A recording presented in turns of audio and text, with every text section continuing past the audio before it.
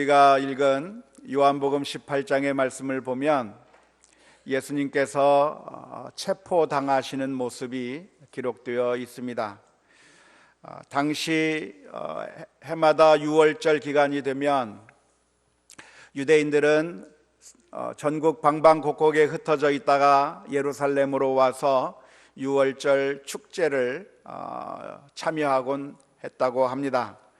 낮에는 예루살렘에서 6월절 축제에 참여했다가 저녁이 되면 예루살렘에서 다 잘 수 없기 때문에 그 근처의 마을들로 뿔뿔이 흩어져서 잠을 자고 다시 낮에 들어와서 또 6월절 축제에 참여하곤 했었는데, 예수님의 그 무리들도, 예수님과 그 제자들도 예루살렘에서 시간을 보내시다가 저녁이 되어 기드론 시내 건너편 감람산으로 가서 거기서 지내게 되었습니다.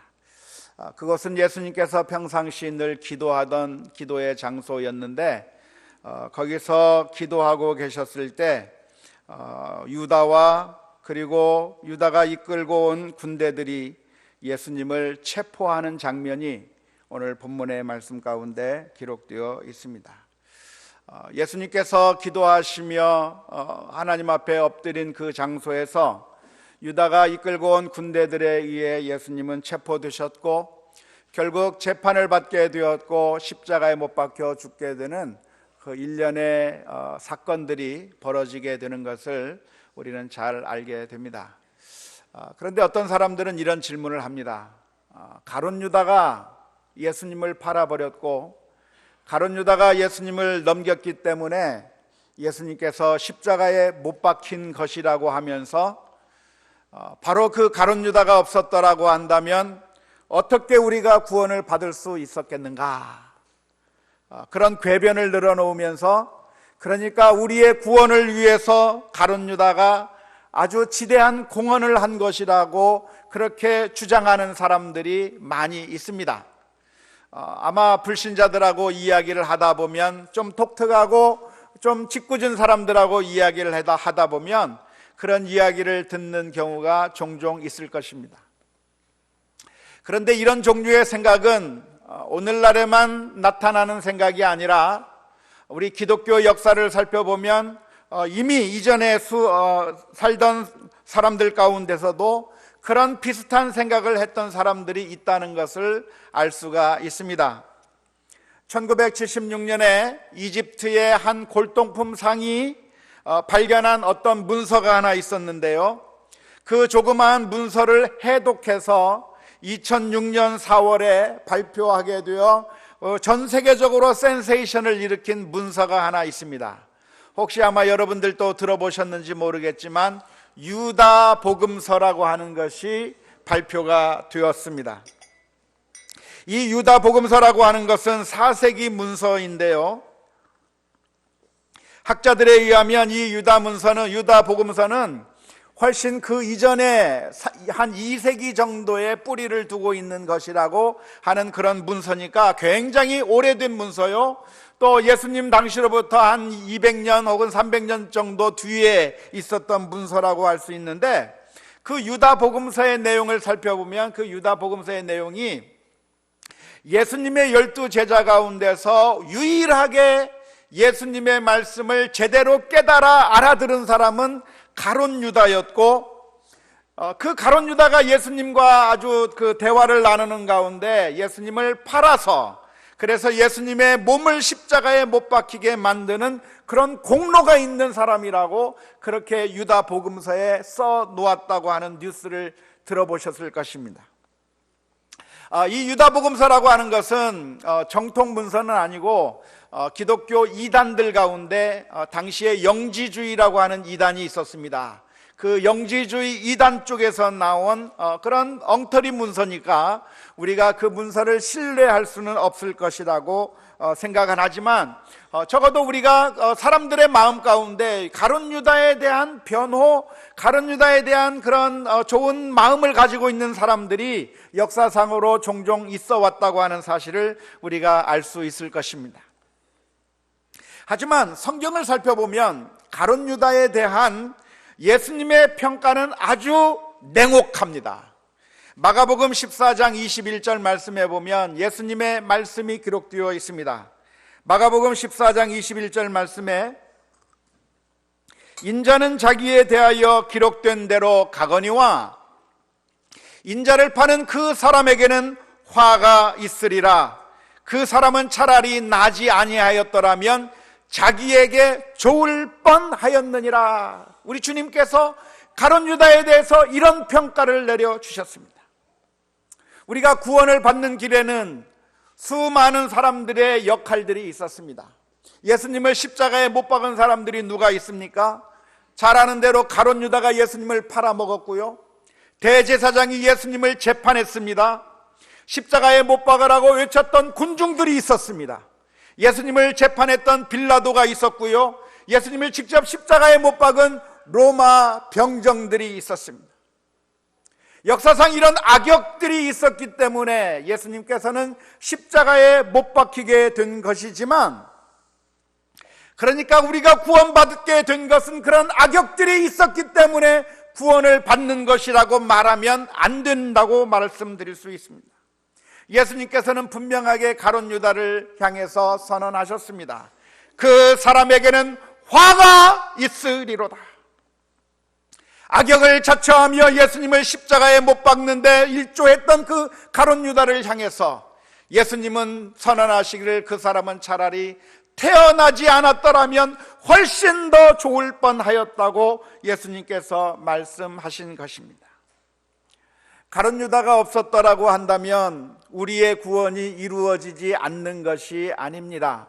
하나님께서 우리의 구원을 작정하시고 섭리하시고 계획하셨기 때문에 하나님의 뜻은 어떤 방식으로든 이루어질 것입니다.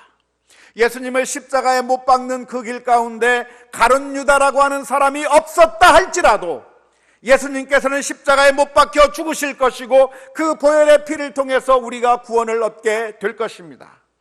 안타까운 것은 그 예수님께서 십자가에 못 박히는 바로 그 과정 가운데 예수님의 12 제자 가운데 한 사람으로 특별하게 선택되었던 가룟 유다가 스스로 악역을 자처하고 결국 태어나지 않았더라면 훨씬 더 나을 뻔했다고 하는 그런 불명예스러운 평가를 얻었다고 하는 것이 너무나도 안타깝습니다.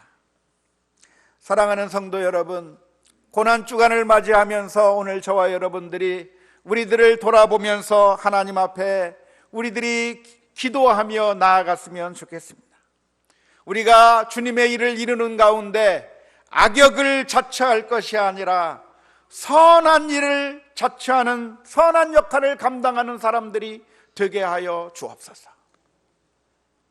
하나님께서는 모든 것을 합력하여 선을 이루시는 하나님이기 때문에 선한 사람뿐만 아니라 악한 사람도 때에 따라서 적절하게 지으셔서 모든 것을 통해서 하나님께서 선한 결과를 이루시고 계시지만, 그 선한 일을 이루시는 그 하나님의 계획표 가운데 우리가 하나님에게 붙들려서 선한 도구로 사용되기를 원하는 것이 맞는 것이지, 악한 도구로 사용되지 않기를 저와 여러분들이 간절히 소원할 수 있기를 주님의 이름으로 축원합니다. 너무나도 안타까운 것은 사람들이 하나님의 일을 하는데 동참하라고 말하면 왜 그렇게 핑계가 많은지 모르겠어요. 선한 일 하는데 함께 합시다 말하면 왜 그렇게 변명거리가 많고 왜 그렇게 못하겠다고 하는 말이 많은지 몰라요. 주님의 일에 동참합시다, 선한 일에 동참합시다, 하나님의 일을 합시다 그러면 많은 사람들이 대답을 합니다. 시간이 없어서 못합니다. 내 꼬라지가 말이 아니어서 참여할 수 없습니다. 주를 위해서 헌신하기가 어렵습니다. 구역장 좀 해주세요. 주를 위해서 봉사하십시다. 그러면 바빠서 못해요. 내 처지가 말이 안 돼서 못해요. 왜 그렇게 핑계가 많은지 모르겠어요. 그런데 놀라운 것은 악한 일을 하는 데는 시키지 않아도 자원해서 하는 경우를 얼마나 많이 보는지 모릅니다. 선한 일을 하자고 할 때는 미적거리며 뒤로 빼면서 아무도 나서지 않는데 악역을 맡는 일 가운데는 누가 시키지 않아도 내가 먼저 나서서 악역을 담당하고 내가 먼저 나쁜 일에 열정적으로 나서면서 그 악한 일에 애쓰고 있는 그 모습을 보는 것이 우리들의 모습입니다. 사랑하는 성도 여러분, 가룟 유다를 통해서도 하나님의 일이 이루어졌지만 우리가 가룟 유다와 같은 역할을 감당해서는 안 될 줄로 믿습니다. 오늘 저와 여러분들이 하나님 앞에 기도할 때 내가 가룟 유다와 같은 역할이 아니라 하나님께서 원하시는 선한 도구가 되게 하여 주옵소서 기도하며 나갈 수 있기를 주님의 이름으로 축원합니다. 바로와 같은 역할이 아니라 모세와 같은 역할을 하게 해 주옵소서. 요셉의 형제들과 같은 역할이 아니라 보디발의 아내와 같은 역할이 아니라 요셉과 같은 역할을 하게 해 주옵소서. 사울과 같은 역할이 아니라 다윗과 같은 역할을 하게 해 주옵소서. 우리가 날마다 아침마다 일어날 때마다 하나님 앞에 무릎을 꿇고 겸손하게 기도해야 될 줄로 압니다. 주여, 나를 평화의 도구로 써 주옵소서. 오늘 하루 살아가는 동안에 하나님께서 나를 사랑의 도구로 사용하여 주시옵소서. 나를 위로의 도구로 사용해 주시고 선한 일에 사용하여 주옵소서. 하나님 앞에 날마다 기도해야 합니다.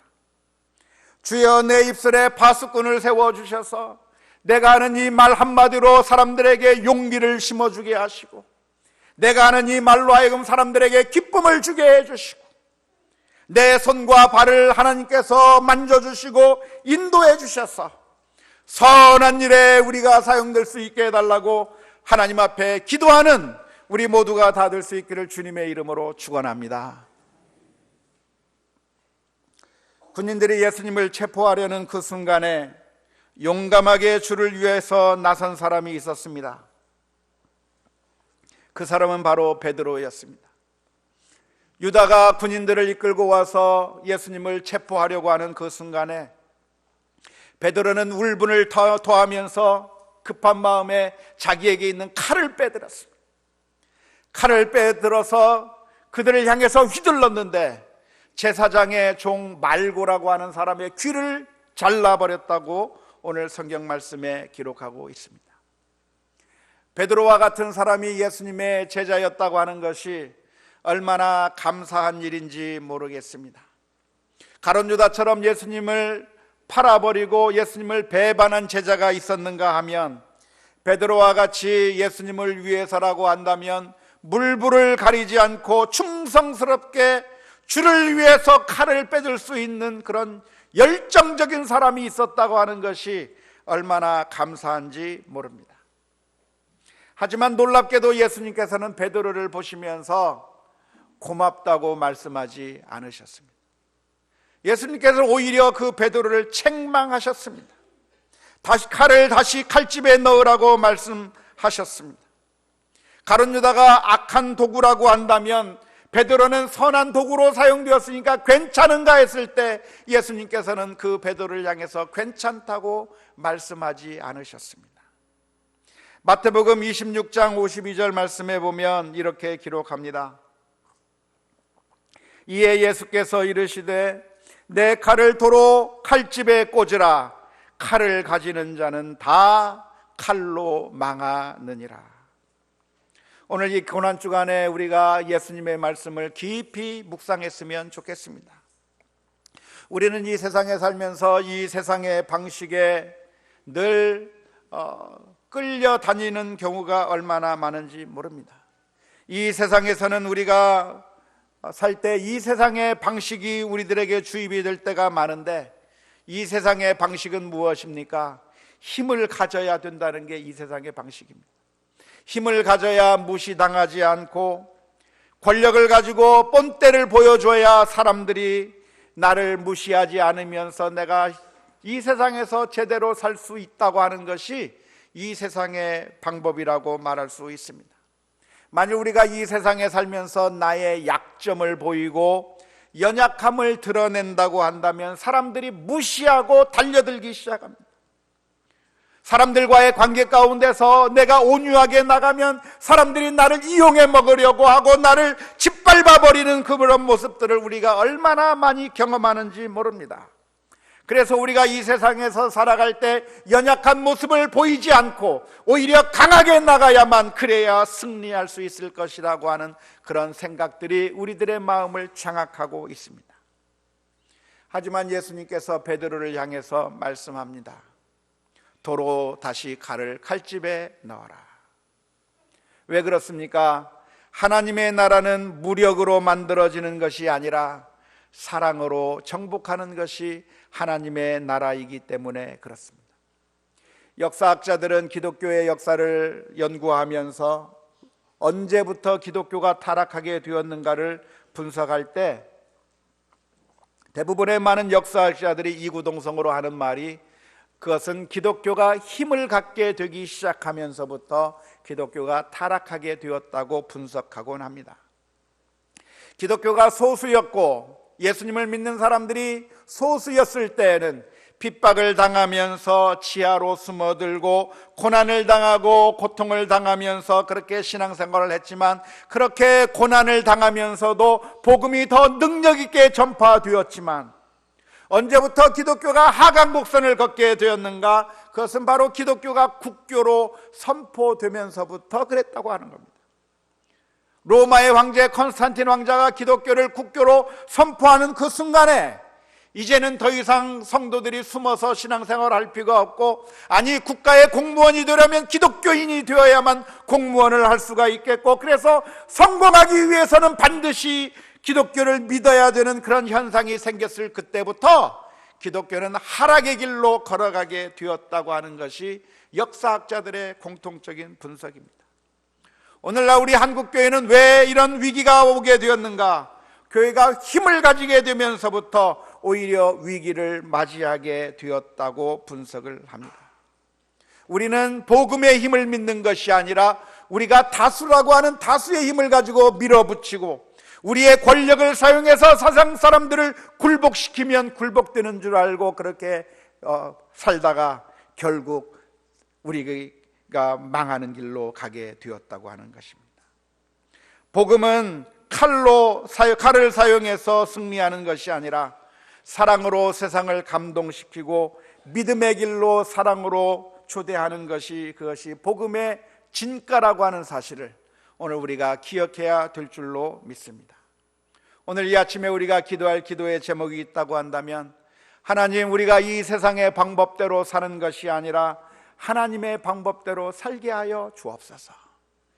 이 세상의 방법대로 힘의 논리에 따라서 살지 말게 하시고 사랑의 방법, 온유함의 방법을 따라 살게 해달라고 기도하며 나아가는 우리 모두가 다 될 수 있기를 주님의 이름으로 축원합니다. 우리는 종종 진리의 편에 서게 되면 그때부터는 폭력적이 되기가 쉽습니다.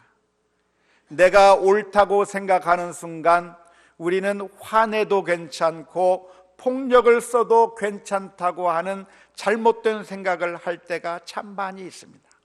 오늘 베드로가 바로 그랬습니다. 베드로가 생각하기에 예수님을 체포하는 것, 이것은 정말 말도 안 되는 것이다, 이것은 잘못된 것이다 라고 진리의 편에 서 있고 정의의 편에 서 있는 그 순간에 이 진리를 보호하기 위해서는 내가 칼을 빼서 휘둘러도 괜찮겠다고 하는 그런 잘못된 생각이 베드로의 마음 가운데 들어가게 된 것입니다. 사람들은 내가 정당하다고 생각되면, 내가 진리의 편에 서 있다고 생각하면 상대방을 향해서 무력을 쓰고 무자비하게 행동해도 아무 문제가 없을 것이라고 생각할 때가 얼마나 많은지 모릅니다. 요즘 우리 한국 사회에서 문제가 되는 것이 우리 자녀들을 폭력으로 때리다가 그래서 결국 죽음으로 몰아간 사건들이 계속해서 나타나고 있는데, 그 원인이 어디에 있습니까? 우리 자녀들이 잘못했을 때 그 자녀를 바로잡기 위해서는 폭력을 써도 괜찮다고 하는 그런 잘못된 생각이 부모들의 마음 가운데 있었기 때문이 아닙니까? 도로 위에서 보복운전이 왜 일어납니까? 보복운전이 일어나는 이유가 있다고 한다면, 내가 억울한 일을 당하고 저 사람이 잘못했다고 하는 것이 판명이 되는 그 순간, 저 운전자가 나에게 대해서 정말 잘못했다고 생각이 되는 그 순간에 내가 그를 향해서 보복해도 괜찮다라고 하는 그런 잘못된 생각들이 우리들의 마음속에 쉽게 나타나는 것인데, 보복 운전은 괜찮은 것이 아니라 잘못된 것이라고 하는 사실을 우리들이 기억해야 합니다. 야고보서 1장 20절 말씀에서는 이렇게 기록합니다. 사람의 성내는 것이 하나님의 의를 이루지 못함이니라.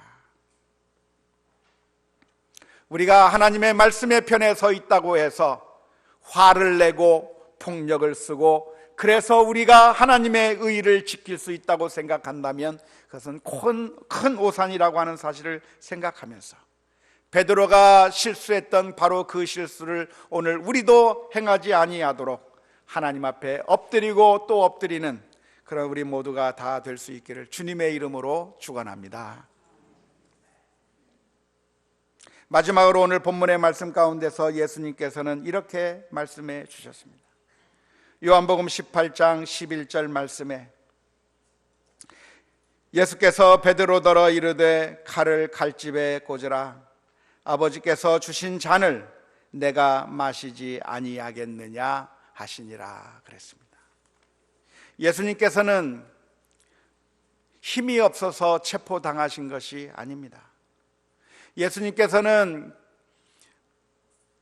아무런 선택의 여지가 없었기 때문에 이 병사들에게, 군인들에게 그냥 끌려가신 것이 아닙니다.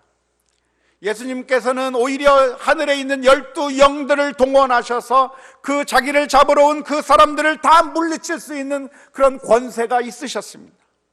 하지만 예수님께서는 칼을 쓰지 않고 힘을 쓰지 아니한 것은 예수님께서 할 수 없이 약하기 때문에 십자가를 지신 것이 아니라, 수적으로 밀리기 때문에 십자가를 진 것이 아니라, 십자가를 지는 것이 하나님의 뜻이고 십자가를 지는 길만이 우리를 사랑하는 길이라고 하는 사실을 아셨기 때문에 주님께서 주시는 잔이라고 한다면 거부할 수 없어서 우리의 구원자가 되기 위해서 자발적으로 십자가를 지셨다고 하는 것입니다. 몇 년 전에 있었던 일입니다. 미국의 테네시주에서 사는 진 크레닉이라고 하는 사람이 있었습니다. 이 진 크레닉이라고 하는 사람의 손자가 집 밖에서 쓰레기를 태우다가 불이 번지기 시작해서 집에 불이 나게 되었습니다. 그 일이 2010년 9월 29일 날 있었던 일인데요. 집에 불이 나게 되자 다급한 나머지 소방서에다가 전화를 걸어서 도움을 요청했습니다. 911을 누른 것이죠. 우리나라는 119지만 미국은 911을 누릅니다. 911을 눌러서 전화를 걸었습니다. 우리 집에 불 났습니다. 그러니까 빨리 소방차 좀 출동해 주세요 라고 그렇게 요청을 했습니다. 그랬더니 그 위치가 어디냐고 물어보더니만 소방서에서 이렇게 대답하는 겁니다. 죄송하지만 당신네 집은 우리 소방서에 회비를 납부하지 않았기 때문에 우리가 출동할 수 없습니다. 황당한 일이죠. 우리나라에서는 상상할 수도 없는 그런 일들이 미국에서 일어났습니다. 그 소방서에 회비를 매년 납부해야 되는데요, 그 1년마다 납부하는 회비가 75불이랍니다. 우리나라 돈으로 8만 원 정도 되는 돈인데, 그 돈을 납부하지 않았기 때문에 소방서가 출동할 수 없다고 이야기를 한 겁니다. 그러자 그 신고를 한 사람이 너무나도 다급한 나머지 죄송합니다. 우리가 어떤 돈이 들더라도 다 납부할 테니까 제발 좀 출동해 달라고 이야기를 했는데, 그 소방서 측에서는 뭐라고 이야기했냐면, 죄송합니다. 당신네 집은 우리 소방서 관할이 아닙니다. 돈을 내지 않았기 때문에 우리는 출동할 수 없다고 이야기했습니다. 그런데 얼마 뒤에 소방서가 출동을 했습니다. 가만히 알고 보니까 왜 출동했냐면 바로 그 옆에 집이 신고를 해서 출동을 한 겁니다.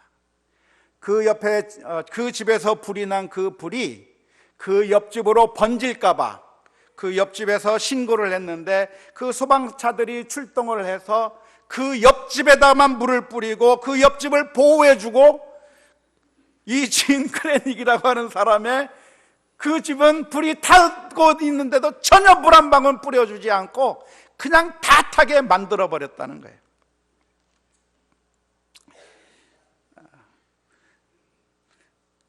나중에 그 손자가 어떻게 했냐면 그 소방관하고 싸웠습니다. 왜 우리 집은 불을 안 꺼주냐고 싸우다가 결국 그 싸운 손자는 경찰에 체포되었다고 하는 뉴스가 2010년 10월 6일자 신문에 났습니다. 참 희한한 나라죠. 미국은 그럴 수 있습니다. 저는 미국에서 정말 인정사정 없는 정말 각박한 그런 미국 땅에 살다가 인정이 넘치는 우리 한국 땅에 오니까 얼마나 좋은지 모르겠습니다. 그런 일이 있었어요. 그런데 성도 여러분, 아십니까? 우리 하나님께서 우리에게 하신 일이 무엇인 줄 아십니까? 우리가 하나님 앞에 죄를 지어서 하나님 앞에 내놓을 것이 아무것도 없을 때, 우리가 하나님 앞에 아무런 자격도 없을 때 우리를 살려달라고 울부짖는 우리의 모습을 보시고서 하나님께서 장부 열어보시면서 너는 자격이 안 되겠다, 너는 구원받을 만한 자격이 없다 하면서 외면하신 것이 아니라, 하나님께서는 그 아들로 하여금 십자가를 지라고 명령하셨고, 예수님께서는 우리를 위하여 십자가를 지시며 우리를 구원의 길로 인도해 주신 그 놀라운 은혜를 저와 여러분들이 함께 받았습니다.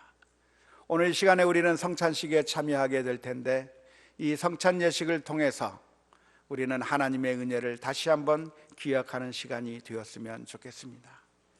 내가 영원히 범죄하여서 죽을 수밖에 없는 죄인이지만 하나님께서 우리를 사랑하사 그 아들을 십자가에 내어주시고 구원해 주신 그 놀라운 은혜를 생각하면서 믿음으로 하나님 앞에 나아가는 우리 모두가 다 될 수 있기를 주님의 이름으로 축원합니다.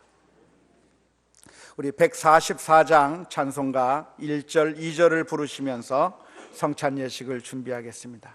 우리 장로님